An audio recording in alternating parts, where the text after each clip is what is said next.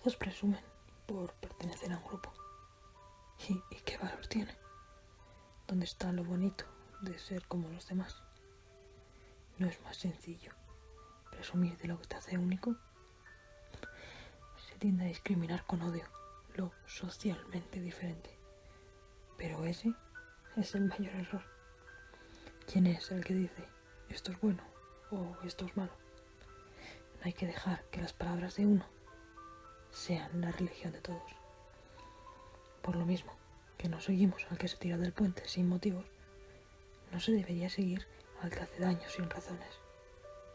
Es algo que no podré comprender, porque la gente se empeña en sentirse alguien únicamente con el dolor de los otros. Es triste que a día de hoy sigan existiendo esas personas que se agarran a un clavo ardiendo con tal de no quedarse solos, en vez de buscar lo bueno que una soledad posiblemente le pueda dar. No es malo estar solo de vez en cuando, porque aprendes junto a quien quieres derrotarla.